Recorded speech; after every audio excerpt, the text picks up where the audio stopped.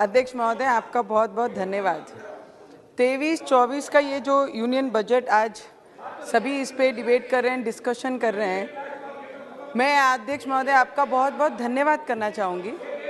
कई लोगों को मैंने बोलते हुए सुना सर कि ये बजट अच्छा नहीं है या बजट में बहुत सारी कमियां हैं या कमतरता हैं। मुझे आपसे ये गुहार लगानी है सर, क्योंकि हम जिस स्थिति से ये देश गुजरा है 2 साल कोविड के पीरियड में, उसके बाद ये अपेक्षित नहीं था देश को इतना स्टेबल रखना। फाइनेंशियली, इकोनॉमिकली अगर हमने देखा तो आज हम 10वें नंबर से 5वें नंबर पे आए हैं।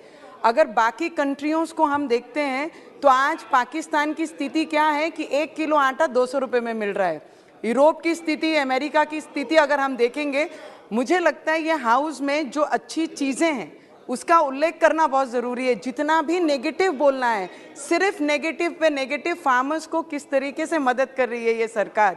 मुझे लगता है कि देश के फाइनेंशियल हमारे जो मंत्री हैं, कराड़ साहब हैं, निर्मला सीतारामन जी हमारे देश की प्राइम मिनिस्टर जी हैं, उन्होंने देश को डूबने नहीं दिया।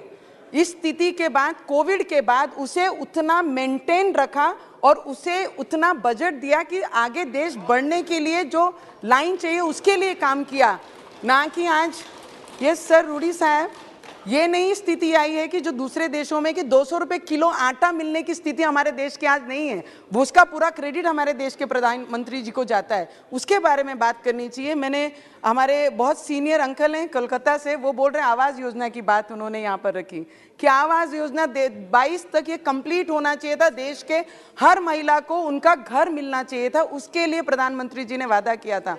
मुझे बताइए कि ये घर में, ये फ्लोर पे या प्रधानमंत्री जी ने आवास का वादा किया था तो वो उसके लिए पूरा करने के लिए भी फंड हर इसमें बजट में वो घोषणा कर रहे हैं कि हर महिलाओं को उनका पक्का मकान मिलना चाहिए। कई त्रुटियां होती हैं कई राज्यों में, राज्यों के प्रॉब्लम के वजह से वो फंड नहीं देते करके वो जो प्रोजेक्ट्स हैं, जो आवाज़ है वो पूरा नहीं हो सका। प्रधानमंत्री जी ने जो वादा किया, हमने जितना समझता हमारी उम्र के हिसाब से, हम पहली बार ये पार्लियामेंट में आए, पर हमारी अपेक्षा प्राइम मिनिस्टर से बहुत ज़्यादा है। स्मॉल स्केल इंडस्ट्री MSMEs को 2 लाख करोड़ देकर उन्हें मजबूत करने का काम किया है। 2 lakh crore is not a small amount sir. Covid के बाद इतनी अपेक्षा नहीं थी कि स्मॉल स्केल इंडस्ट्रीज़ को, MSME को इतना मजबूत करने के लिए इतना बड़ा फंड देके उन्हें जो टैक्स में रिलैक्सेशन दिया है। कुछ त्रुटियां, कुछ प्रॉब्लम्स हैं कि आने वाले समय में वो प्रॉब्लम्स हमें MSME वालों के लिए सॉल्व करना चाहिए।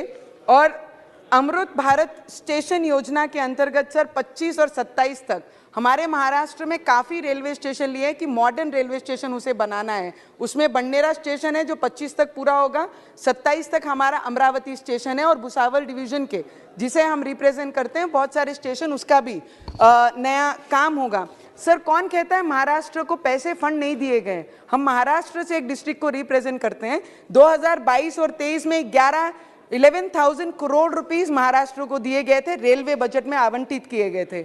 और 23 और 24 में 13,500 करोड़ रुपीस दिया है। तो कौन कहता है बजट में हम नीचे गए? बजट में हमने बढ़ोतरी की है, हमने बढ़ाकर हमारे राज्य को बजट दिया। इरिगेशन में सर महाराष्ट्र को 800 करोड़ दिया गया है, रूरल कनेक्टिविटी को 400 करोड़ रुपए दिए गए हैं और क्लाइमेट प्रोजेक्ट्स के लिए महाराष्ट्र में 585 crore rupees, ministry of urban project के लिए 786 करोड़ सर, स्टेट को हेल्प करने के लिए 1,30,000 करोड़ का एक बैलेंस अमाउंट बनाया। जितनी स्टेट मांगेगी उसके अकॉर्डिंगली राज्य सरकार को केंद्र सरकार देगी। उसके लिए मैं केंद्र सरकार का दिल से बहुत बहुत धन्यवाद करती हूं सर।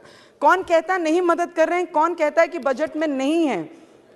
सर हमारे बंडेरा में वैगन कारखाना है जिसका प्रोजेक्ट ऑलमोस्ट 90% कंप्लीट हो गया है। उसके लिए 23-24 के बजट में 40 करोड़ से भी ज़्यादा हमारे वैगन कारखाने को मिला है। तो मैं आपसे विनती करूंगी कि उसका भी जल्द से जल्द लोकार्पण करके वहाँ पर रोजगार की एक लाइन शुरुआत की जाए, उसके लिए मैं आपसे विनती करूंगी। और सर जल जीवन मिशन के अंतर्गत हमारे मिनिस्टर सर यहाँ बैठे थे। जल जीवन मिशन में हमारे रूरल एरियाज़ में और ट्राइबल एरिया में जब कभी किसी ने नल से जल मिलने की नाम भी कभी नहीं सुना था, हर गांव में हर ट्राइबल क्षेत्र में हर घर में नल की योजना, वहां पे पानी की टाकी, जो पाइपलाइन का काम, ये जल मिशन के अंतर्गत हो रहा है। और सुबह ही हमारे मंत्री महोदय ने यहाँ पर हमारे उप मुख्यमंत्री डिप्टी सीएम साहब की तारीफ की कि जिस तरीके से हमें राज्यों का अपेक्षित है केंद्र को साथ देना, उसी तरीके से उससे कई ज्यादा साथ हमारे देवेंद्र फडणवीस जी दे रहे हैं। और जल जीवन मिशन का जो टारगेट है वो महाराष्ट्र में पूरा करने का प्रयत्न वो कर रहे हैं। एयरपोर्ट में सर 75 सालों में जो एयरपोर्ट के नंबर्स भी पूरे नहीं कर सके, ये 8 वर्षों में ये सरकार ने उतने नए एयरपोर्ट बनाने की घोषणा ये अपने इस बजट में की है। तो मुझे लगता है हमारे जैसे क्षेत्र, रूरल क्षेत्रों से आने वाले लोगों को अमरावती क्षेत्र के लिए 75 करोड़ रुपया पिछले साल दिए हैं। तो मैं सिर्फ विनती करूंगी जल्द से जल्द उसका काम पूरा हो, जिससे हमारी अमरावती भी आने वाले समय में उड़ान भरे। Health department, medical, government medical college हो, एम्स हो, नर्सिंग कॉलेजेस हो, यही सब होता है जब आप देश के अर्थव्यवस्था है, जब बजट के बारे में चर्चा करते हैं तो सामान्य लोगों को आपसे यही अपेक्षा है। सर 1.5 दीजिए सर। तो टेक्सटाईल पार्क मी कराड साहेबांना विनंती करन की मागच्या वर्षी जो लास्ट टाइम पे हमारे देश के प्राइम मिनिस्टर जी ने टेक्सटाइल पार्क घोषणा की थी कि कई राज्यों में, कई डिस्ट्रिक्टों में हम टेक्सटाइल पार्क देंगे। हमारा क्षेत्र कपास उत्पादन करने वाला क्षेत्र है, जिला है, तो टेक्सटाइल पार्क की हमने वहाँ से भी डिमांड की है। महाराष्ट्र से भी रिकमेंडेशन हमारी आप तक, सेंट्रल गवर्नमेंट तक आई है। तो आपने अगर वो दिया तो हमारे यहाँ पे रोजगार के बहुत सारे साधन उपलब्ध होंगे और किसानों को बहुत बड़ी मदद होगी। सर आदिवासी क्षेत्र के लिए एकलव्य स्कूल देकर 38,000 नई भर्तियां जो टीचर्स की करेंगे। मुझे लगता है आदिवासी क्षेत्र में इसकी सबसे ज्यादा जरूरत है। और आने वाले समय में अगर ये टीचर्स और इतनी भर्ती अगर वहां पे करेंगे रूरल एरिया में, तो हमारे आदिवासी भाई बहन, बच्चे जो उनके हैं, वो आगे बढ़ने का उनको मौका मिलेगा। सर बिहार से मेरे भाई ने एक बहुत अच्छा, बहुत सर एक लास्ट मिनट, सुबह से यहीं बैठे हैं सर, अकेले हैं तो एक मिनट करके मांग के आगे जा रहे हैं। तो बिहार से मेरे भाई का, मैं बहुत सीनियर है, उन्होंने बोलते बोलते पूरे हाउस में जो जोरों शोरों से बोला कि क्या किया दलितों के साथ, क्या किया पिछड़ों के साथ। मुझे लगता है घर जिनको आवश्यकता है वो दलित और पिछड़े और गरीब लोगों के लिए घर हैं। अगर हेल्थ व्यवस्था कोई कर रहा है तो देश के प्राइम मिनिस्टर जी उनके लिए कर रहे हैं। अगर गवर्नमेंट मेडिकल कॉलेज बना रहे हैं तो इस गरीब लोगों के लिए बना रहे हैं। अगर मनरेगा के अंतर्गत कोई काम करता है तो वो गरीब करता है। सर लास्ट 1 मिनट सर, एक last minute, 1 minute sir, sir last 1 minute, I just take 1 minute sir. Last वाक्य, अंतिम वाक्य बोलिए, बस बैठिए फिर।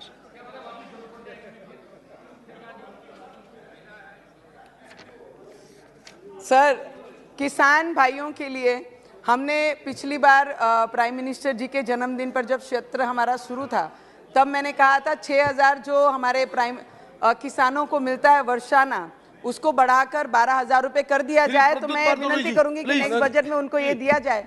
सर मेरा सपोर्ट तो ले लीजिए सर। ये यूनियन बजट के लिए मैं फुल हार्टेड हमारी फाइनेंस मिनिस्टर को, हमारे देश के प्राइम मिनिस्टर जी को फुल दिल से सपोर्ट करते हैं। budget speech, I heard her with a rapt